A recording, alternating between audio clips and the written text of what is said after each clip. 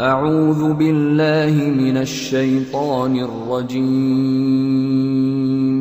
بسم الله الرحمن الرحيم. ألف لام را، تلك آيات الكتاب المبين. إنا أنزلناه قرآنا عربيا لعلكم تعقلون. نحن نقص عليك أحسن القصص بما أوحينا إليك هذا القرآن وإن كنت من قبله لمن الغافلين.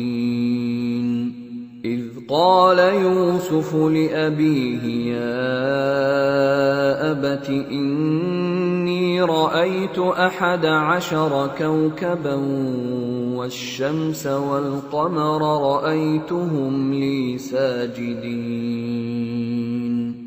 قال يا بني لا تقصص رؤياك على إخوتك فيكيدوا لك كيدا، إن الشيطان للإنسان عدو مبين. وكذلك يجتبيك ربك ويعلمك من تأويل الأحاديث ويتم نعمته عليك وعلى آل يعقوب كما أتمها على أبويك من قبل إبراهيم وإسحاق، إن ربك عليم حكيم. لقد كان في يوسف وإخوته آيات للسائلين،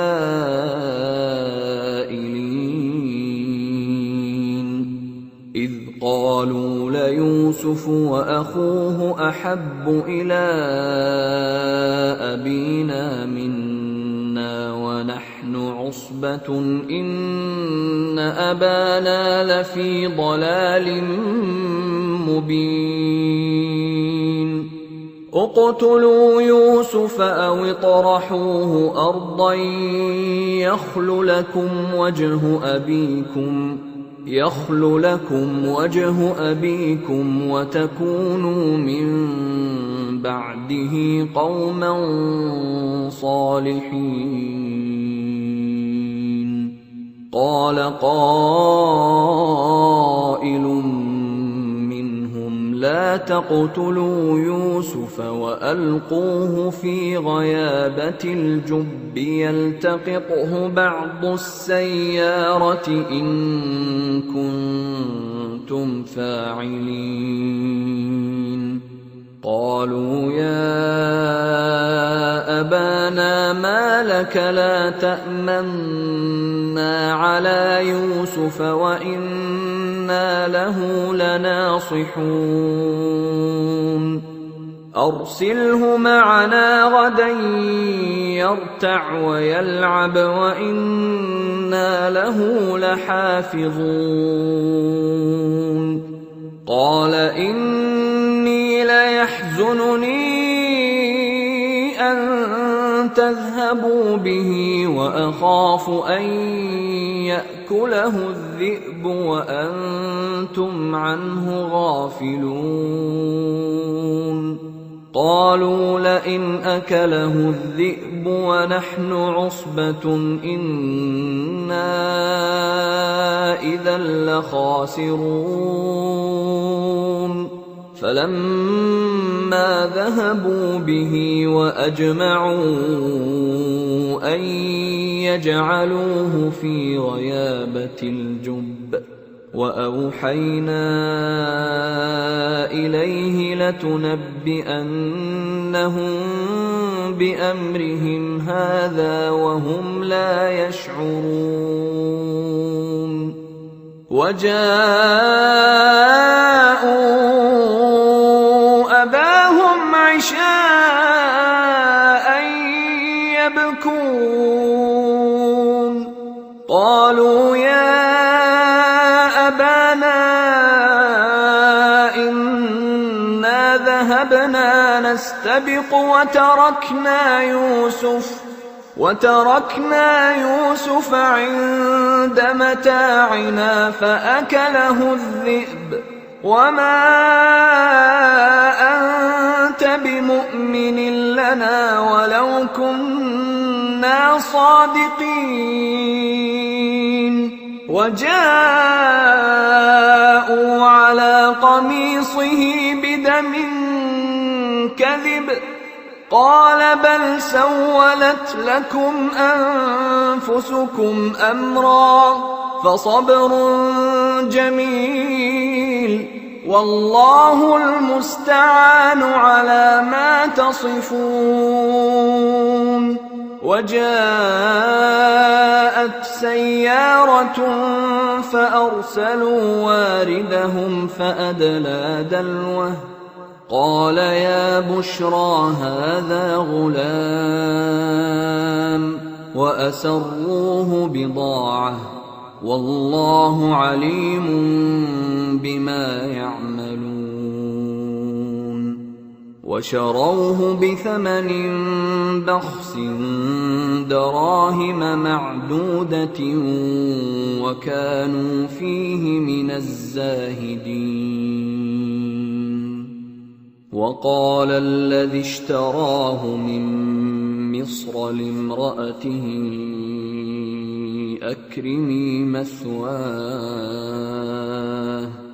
أكرمي مثواه عسى أن ينفعنا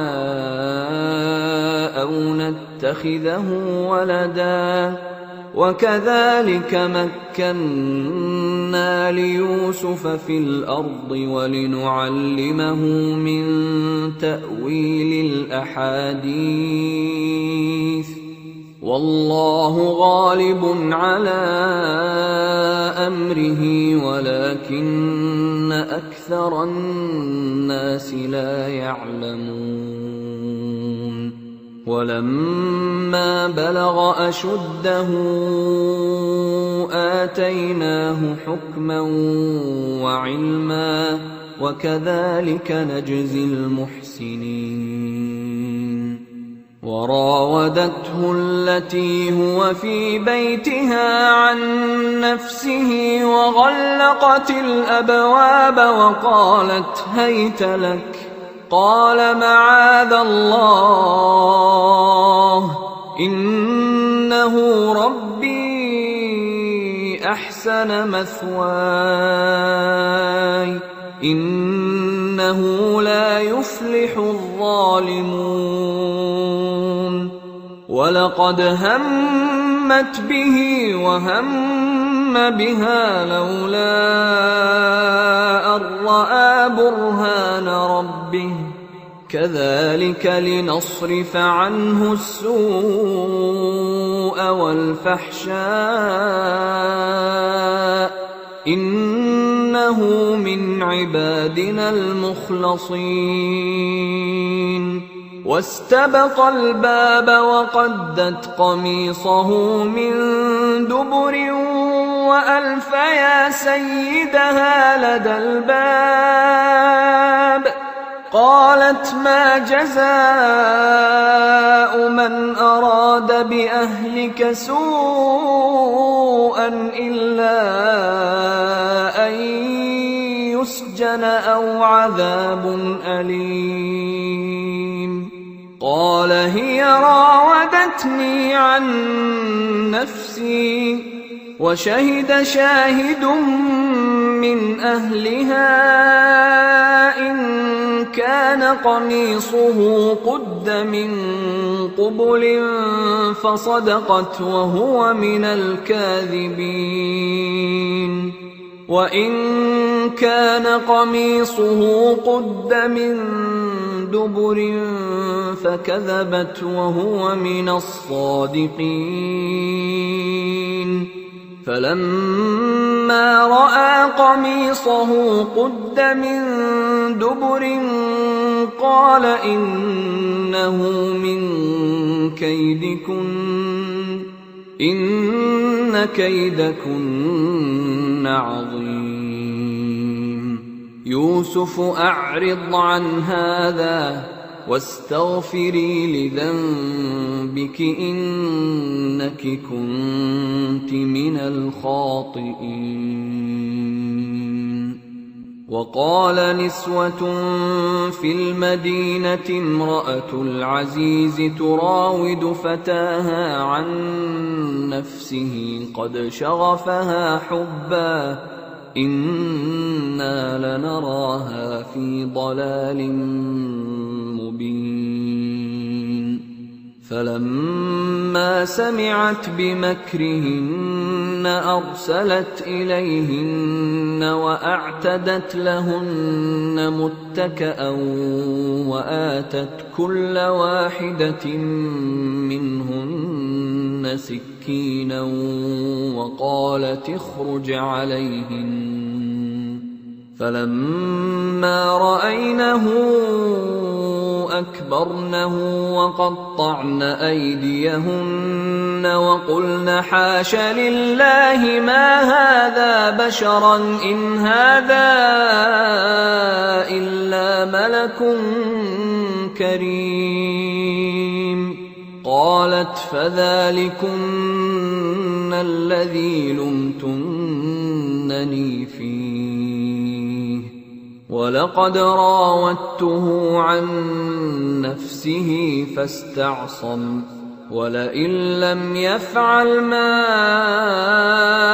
آمره ليسجنن وليكونن من الصاغرين. قال رب السجن أحب إلي مما يدعونني إليه وإلا تصرف عني كيدهن أصب إليهن وأكن من الجاهلين.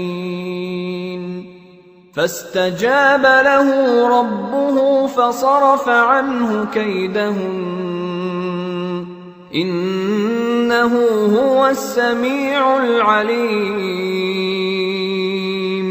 ثم بدا لهم من بعد ما رأوا الآيات ليسجننه حتى حين. ودخل معه السجن فتيان قال أحدهما إني أراني أعصر خمرا وقال الآخر إني أراني أحمل فوق رأسي خبزا تأكل الطير منه نبئنا بتأويله إنا نراك من المحسنين. قال لا يأتيكما طعام ترزقانه إلا نبأتكما بتأويله قبل أن يأتيكما ذلكما مما علمني ربي إني تركت ملة قوم لا يؤمنون بالله وهم بالآخرة هم كافرون واتبعت ملة آبائي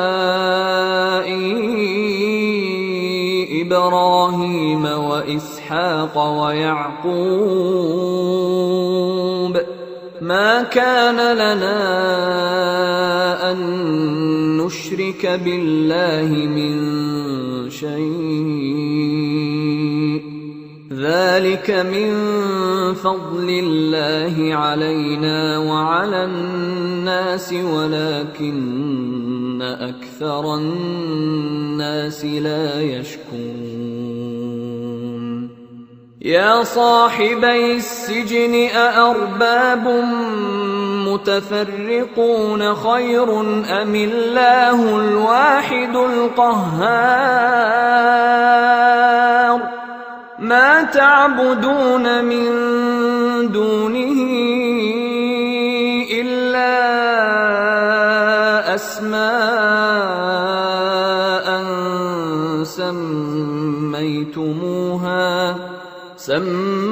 سميتموها أنتم وآباؤكم ما أنزل الله بها من سلطان إن الحكم إلا لله أمر ألا تعبدوا إلا إياه ذلك الدين القيم ولكن أكثر الناس لا يعلمون يا صاحبي السجن أما أحدكما فيسقي ربه خمرا وأما الآخر فيصلب فتأكل الطير من رأسه قضي الأمر الذي فيه تستفتيان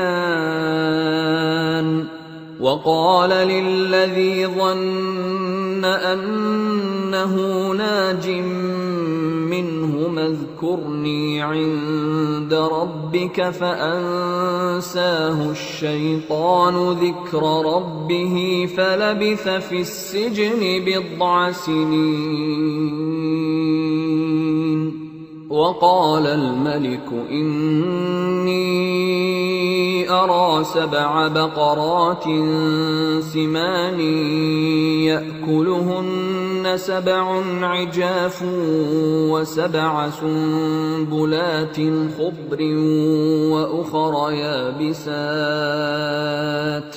يا أيها الملأ أفتوني في رؤياي إن كنتم للرؤيا تعبرون قالوا أضغاث أحلام وما نحن بتأويل الأحلام بعالمين وقال الذي نجا منهما وادكر بعد أمة أنا أنبئكم بتأويله فأرسلون يوسف أيها الصديق أفتنا في 7 بقرات سمان يأكلهن 7 عجاف و7 سنبلات خضر وأخر يابسات لعلي أرجع إلى الناس لعلهم يعلمون قال تزرعون 7 سنين دأبا فما حصدتم فذروه في سنبله إلا قليلا مما تأكلون ثم يأتي من بعد ذلك 7 شداد يأكلن ما قدمتم لهن إلا قليلا مما تحصنون ثم يأتي من بعد ذلك عام فيه يغاث الناس وفيه يعصرون وقال الملك ائتوني به فلما جاءه الرسول قال ارجع إلى ربك فاسأله ما بال النسوة اللاتي قطعن أيديهن إن ربي بكيدهن عليم. قال ما خطبكن إذ راوتن يوسف عن نفسه قلن حاش لله ما علمنا عليه من سوء. قالت امرأة العزيز الآن حصحص الحق أنا راودته عن نفسه وإنه لمن الصادقين. ذلك ليعلم أني لم أخنه بالغيب وأن الله لا يهدي كيد الخائنين. وما أبرئ نفسي إن النفس لأمارة بالسوء إلا ما رحم ربي إن ربي غفور رحيم. وقال الملك ائتوني به أستخلصه لنفسي فلما كلمه قال إنك اليوم لدينا مكين أمين. قال اجعلني على خزائن الأرض إني حفيظ عليم. وكذلك مكنا ليوسف في الأرض يتبوأ منها حيث يشاء نصيب برحمتنا من نشاء ولا نضيع أجر المحسنين. ولأجر الآخرة خير للذين آمنوا وكانوا يتقون. وجاء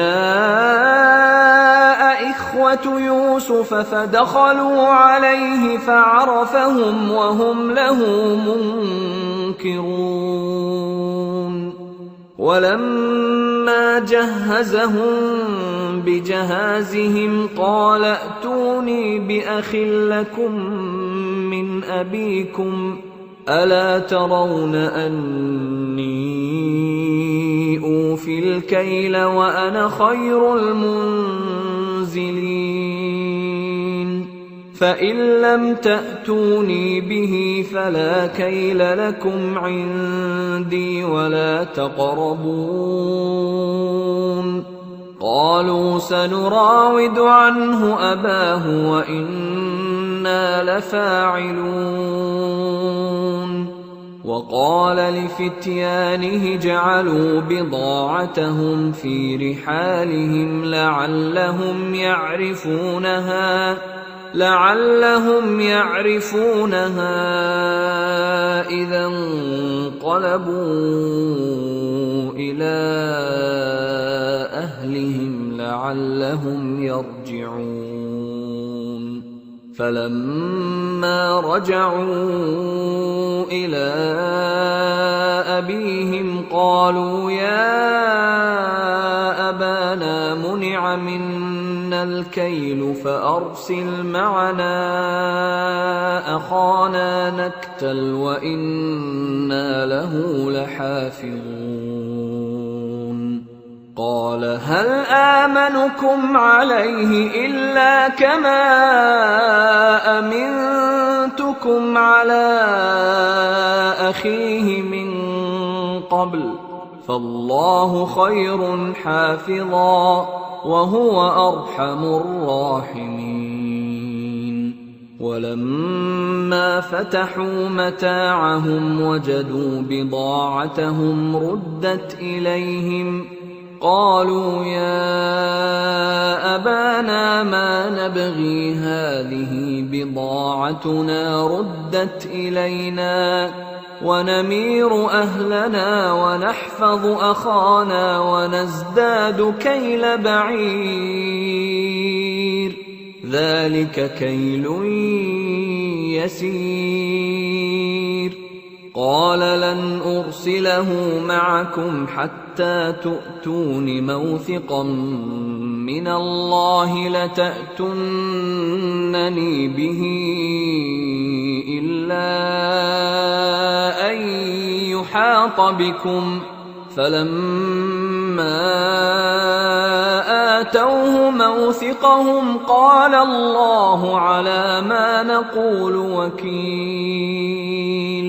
وقال يا بني لا تدخلوا من باب واحد وادخلوا من أبواب متفرقة وما أغني عنكم من الله من شيء إن الحكم إلا لله عليه توكلت وعليه فليتوكل المتوكلون. ولما دخلوا من حيث أمرهم أبوهم ما كان يغني عنهم من الله من شيء إلا حاجة في نفس يعقوب قضاها وإنه لذو علم لما علمناه ولكن أكثر الناس لا يعلمون. ولما دخلوا على يوسف آوى إليه أخاه قال إني أنا أخوك فلا تبتئس بما كانوا يعملون. فلما جهزهم بجهازهم جعل السقاية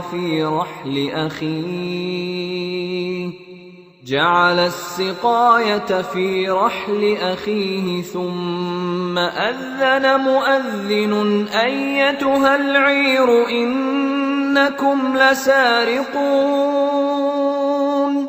قالوا وأقبلوا عليهم ماذا تفقدون؟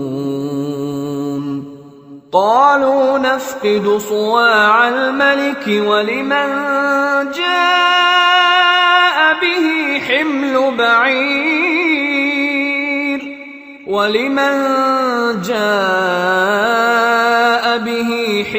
بعير وأنا به زعيم.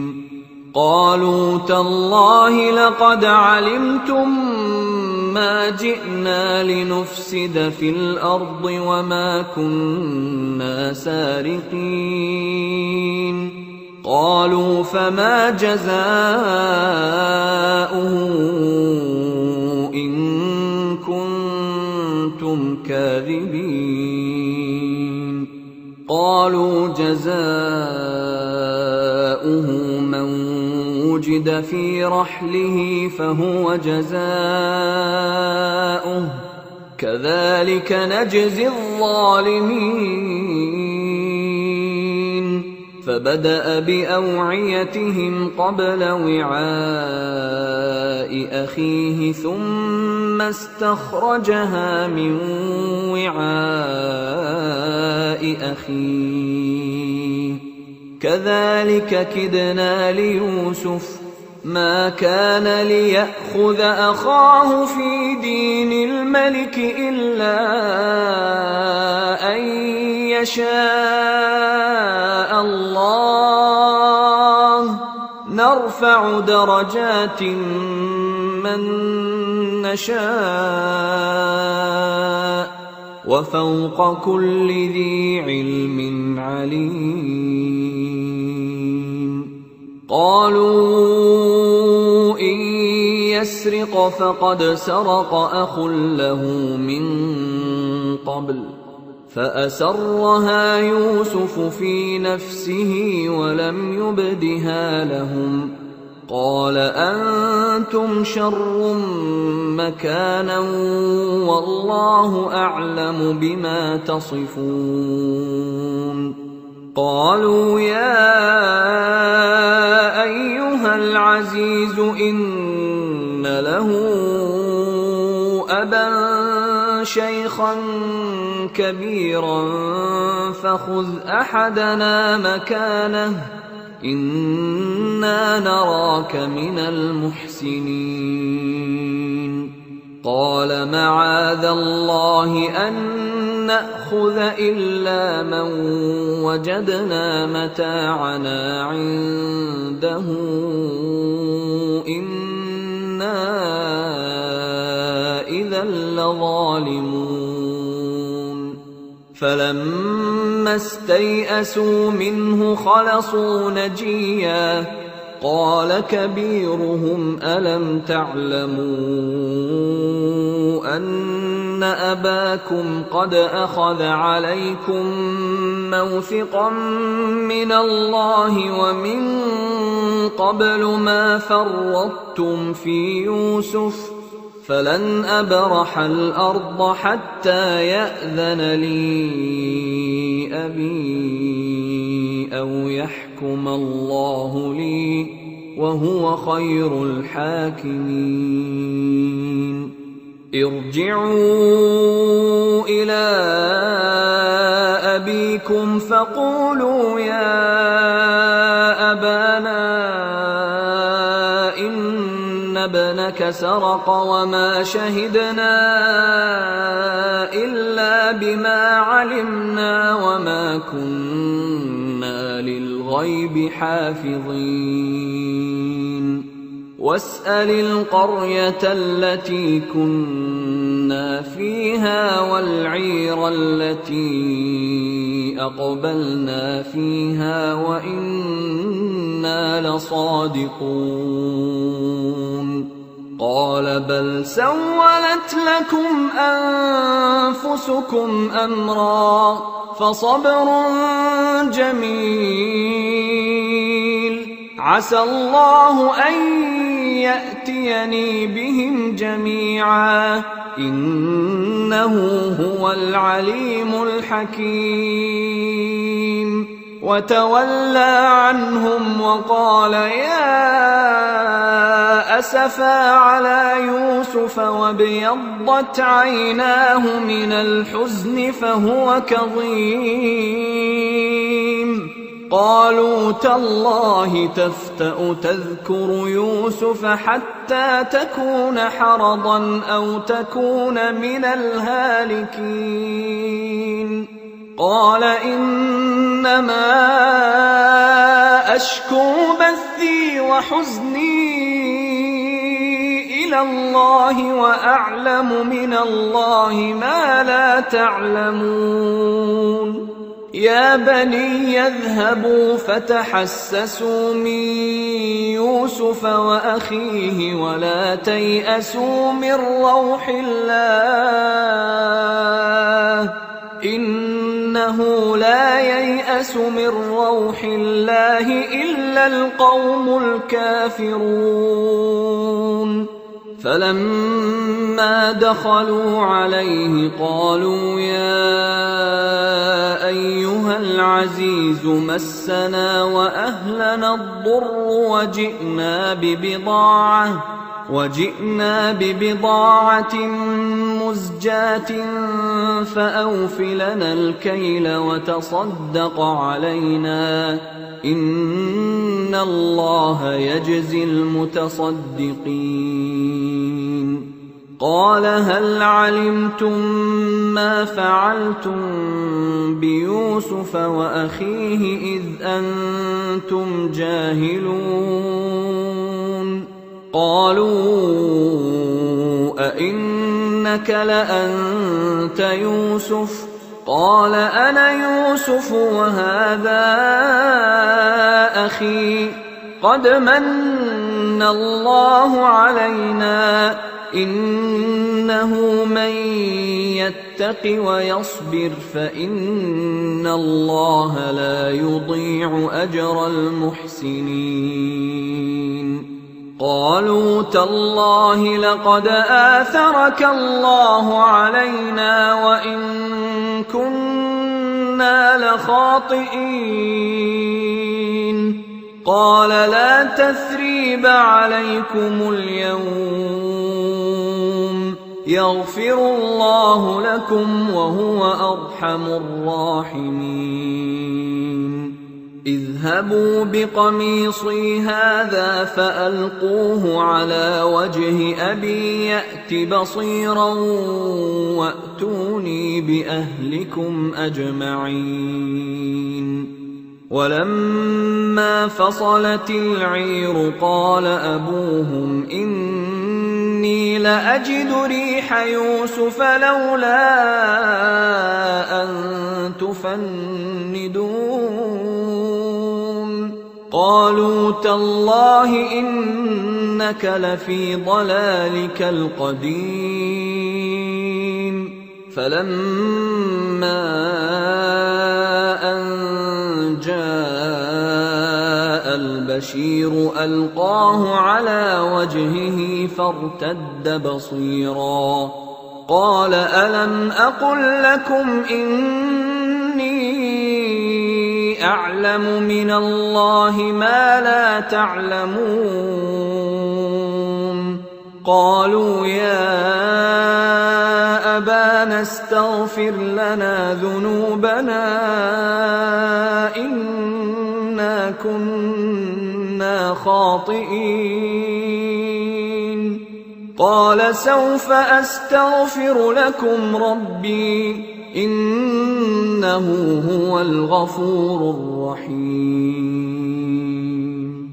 فلما دخلوا على يوسف آوى إليه أبويه وقال ادخلوا مصر إن شاء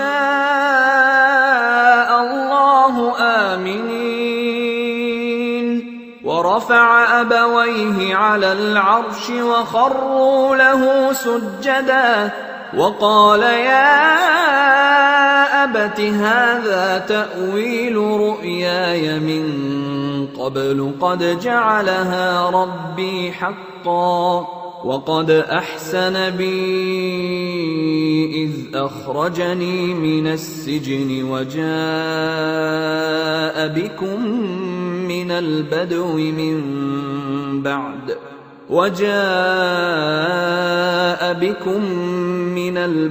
من بعد أن نزغ الشيطان بيني وبين إخوتي إن ربي لطيف لما يشاء إنه هو العليم الحكيم. رب قد آتيتني من الملك وعلمتني من تأويل الأحاديث فاطر السماوات والأرض أنت وليي في الدنيا والآخرة توفني مسلما وألحقني بالصالحين. ذلك من أنباء الغيب نوحيه إليك وما كنت لديهم إذ أجمعوا أمرهم وهم يمكرون. وما أكثر الناس ولو حرصت بمؤمنين وما تسألهم عليه من أجر إن هو إلا ذكر للعالمين. وكأين من آية في السماوات والأرض يمرون عليها وهم عنها معرضون وما يؤمن أكثرهم بالله إلا وهم المشركون أفأمنوا أن تأتيهم غاشية من عذاب الله أو تأتيهم الساعة بغتة وهم لا يشعرون قل هذه سبيلي أدعو إلى الله على بصيرة أنا ومن اتبعني وسبحان الله وما أنا من المشركين